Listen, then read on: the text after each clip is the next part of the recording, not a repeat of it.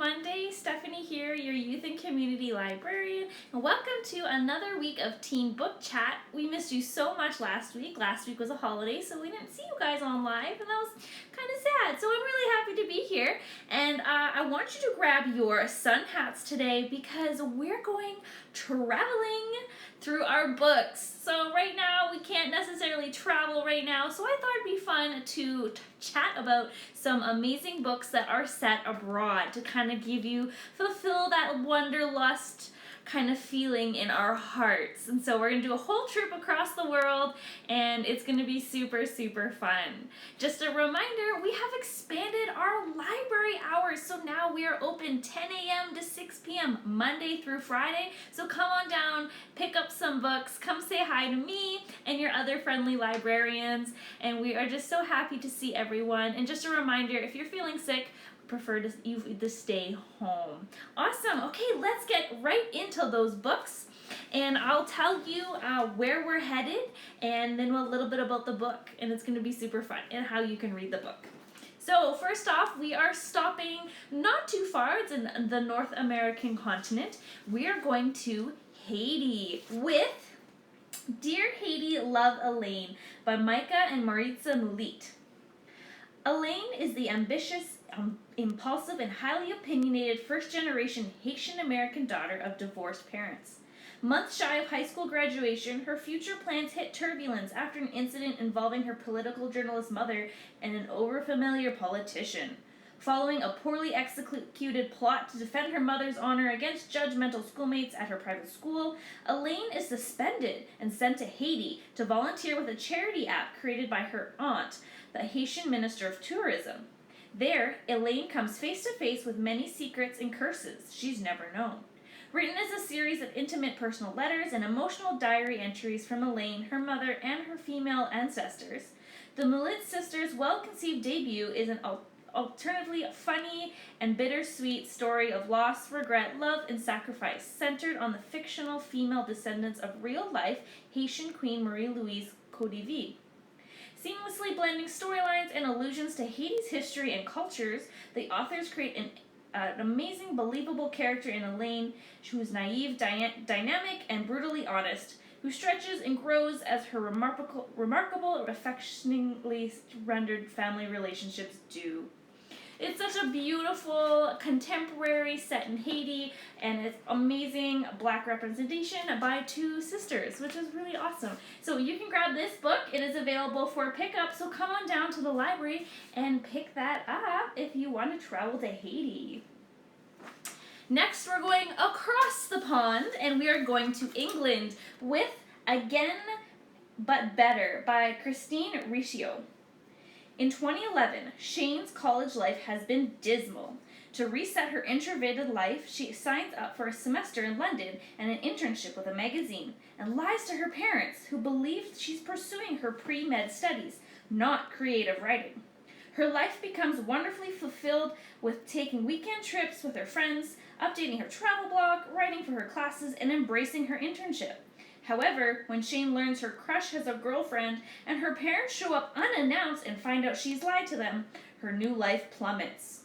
Jump ahead to 2017. Shane, making the rounds of medical residency interviews, happens to be near her former crush's workplace. She drags him out for coffee, and through a twist of fate, they find themselves back in 2011 London for a do-over.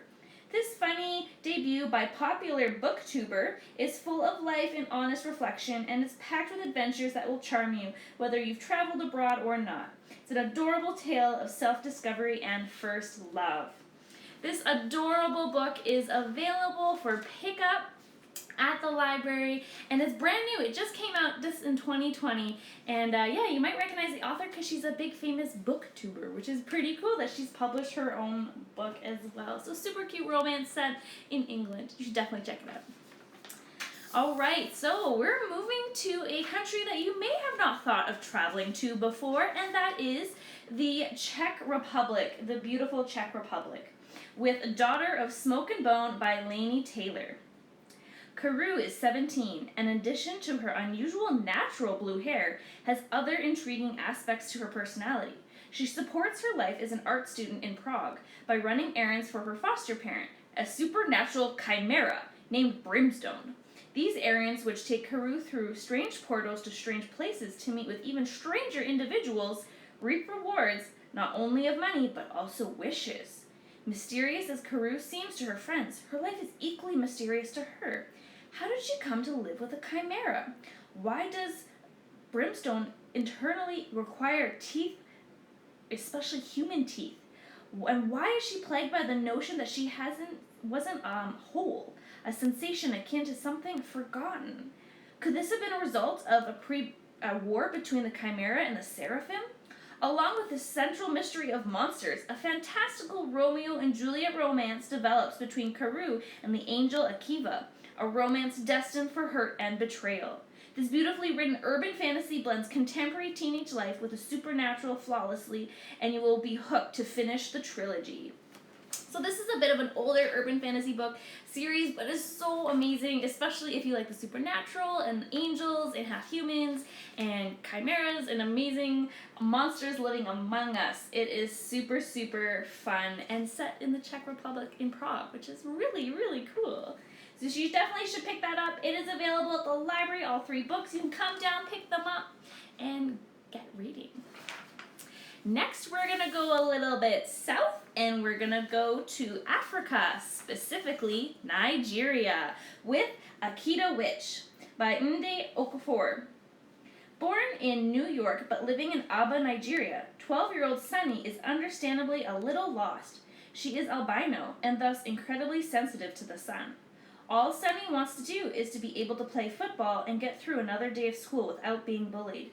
Then one night during a blackout, Sunny stares into a candle's flame and sees a horrifying vision of the end of the world. This is the first sign that Sunny is not like the other kids. Her powers have begun to awaken. Sunny befriends Oru and Chichi, and Sunny learns that she is one of the leopard people, a subset of humans who have strong links to the spirit world. Sunny quickly realizes that she and her 3 friends are being trained to work as a team for a vital mission. A serial killer is on the loose, Black Hat Okoto, who is stealing and killing children, often removing their eyes in the process. If that's not creepy enough, Black Hat is secretly a powerful magician working the most evil kind of juju with human sacrifices. If Sunny and her friends can't stop him, Sunny's apocalyptic vision will come true. Can 4 young leopard people master enough magic and learn to work together to stop a killer? This Own Voices West African mythology and its sequel are the perfect fit for fans of Percy Jackson, Children of Blood and Bone, and other mythology-based YA books. And this book and its sequel are available as audiobooks on the app RB Digital, which you can get for free with your library card. Super amazing mythology to dive into, and based in Nigeria, West Africa. Super cool. Okay, now we're going to move back upwards, and we're kind of go a little bit to the east, starting to get into the Asia area. When we're going to start off with A Girl Like That by Tanaz Bithina, and this book is set in Saudi Arabia. When Zareen and her friend Porus die in a car accident in Jeddah, Saudi Arabia, everyone from the religious police to Zareen's classmates are suspicious. Was Porus one of Zareen's many romantic flings? Only the deceased teens know the truth, and as their spirits hover above the wreckage, they look back on what led up to this point. Raised by her aunt and uncle, Zareen knows that her origins are a shameful secret to her family. Illegitimate, half-Hindu, gangster's daughter. Her domineering aunt, who fears seeing Zareen follow the same path as her loose mother, begins a tight grip on the girl to no avail. After the teen and her family move from Mumbai, India to Jeddah, Saudi Arabia, she defies convention, dating boys and smoking. But after Zareen gets reacquainted with a childhood friend, Porus, she becomes dependent on him for escape, protection, and the type of gentle affection she has not felt since her mother's death. Cultivating a cast of characters rarely seen in YA, the author does a great job of juggling the 5 narrators' voices, each of which offers insight into Zareen's character and the events leading up to the death, all while touching on sexism, sexual assault, and bullying in this haunting and lyrical contemporary novel. So So kind of a different book. Is really cool, told by the perspective of the two teens who died in the car accident that happens within the first 5 pages of the book. And you kind of get to see them reflecting on their lives, which is really interesting. So this book is available for pickup at the library, or you can listen to the audiobook on RB Digital, and you can get that on your phone for free with your library card. Next, we are going to travel to Iran with Darius the Great is Not Okay by Adib Khorram. Darius is a bullied American teenager dealing with numerous stigmas. His mom is Persian and his overly strict dad is white. He is overweight, he takes medication for depression, he is a devotee of artisanal tea, Star Trek, and Tolkien. And there is unspoken awareness that Darius is gay. He is certain that he is constant disappointment to his father, who also takes antidepressants, which they both consider a weakness. When his family travels to Iran to see his mother's parents because his grandfather is dying. It doesn't take him long to adjust in Iran, as people welcome him with open arms. However, especially when he meets Sorab, his grandparents' teenage neighbor, who invites him to play soccer and quickly becomes Darius' first real friend. Through this new friendship, Darius experiences shifting perspectives about the country, his extended family, and himself. Fans of Adam Silvera will love this adorable and relatable story of an awkward teen trying to find himself in the world. And good news, its sequel is being published this fall. So if you grab this book, by the time you finish it, the sequel will be published and we'll have it. So super adorable coming of age story and kind of coming out story set in Iran. You definitely want to pick this one up. You can pick it up at the library, which is super awesome. Okay, now we're going to do another LGBTQ book set in a different country, and it is set in Bangladesh, and that is The Love and Lies of Ruksana Ali by Sabina Khan. Ruksana Ali lives her life on the border of two worlds, one as a daughter of conservative Muslim parents, and the other as a 17-year-old teen just trying to make it through the end of her senior year and get into California Tech. Everything seems to be going accordingly to plan until her mother catches her kissing her girlfriend. Incapable of understanding, her parents whisk her away to Bangladesh, where she is caught up in a whirlwind of family dynamics, arranged marriages, and traditions. Through the kind words and understanding of her cousin and her grandmother, as well as the gift of her grandmother's diary, Ruksana searches for the courage to fight for her right to love whomever, without also losing her family's approval. This coming-of-age novel is filled with memorable characters, heartfelt moments, and a realistic portrayal of difficulty of living in two worlds. With an up-close depiction of the LGBTQ+ community with Bengali culture, this hard-hitting and hopeful own voices story will leave you with tears and a better understanding of the world. It is such a heartwarming story. You will definitely want to read it. It's a standalone. There's no sequel or anything after that, so if you don't like series, this is a good one to pick up at the library that we have a physical copy available for you. Alright, and we've already come on to our last book for the night, and we are traveling even more east all the way to Japan. And that is with My Almost Flawless Tokyo Dream Life by Rachel Cohn. Life could hardly be bleaker for Elle on her 16th birthday. Living in foster care since her mother's imprisonment for drug charges, she's lost everything she's cared about. All of this changes when an old family friend swoops in to take Elle away to Japan.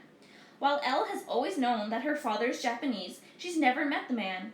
Now he wants to be united with her, offering her an uber-privileged life in Tokyo. Faster than you can say Hello Kitty, Elle is attending a prestigious international school and living in a 49th floor penthouse apartment of her own. She's taken in by one of the most popular girls in school, who introduces her to the magic of the city. Perfect, right? Except that Elle's long-absent family is remote and way more interested in their business than in emotional connections. And wait, new dad might be a criminal? Elle's narration sprinkles with wit and insight. She is open to all the wonders of her new life, yet still very much the weary girl who lost her mother to drug addiction. The author's description of Tokyo are fresh and vivid, focusing on details such as cat cafes, Japanese slang, and the elaborate presentation of food. So if you are a diehard Tokyo Japanese fan, you will love reading about the country and kind of living it through the eyes of Elle. It is super fun, light read that you can pick up at the library. It's so cute. It's amazing. All right, friends, I hope you had fun traveling the world with me this evening.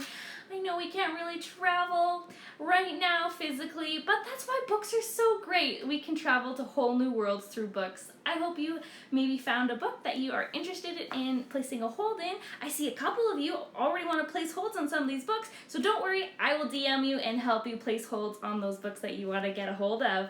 Until next time, friends, stay safe. Bye now.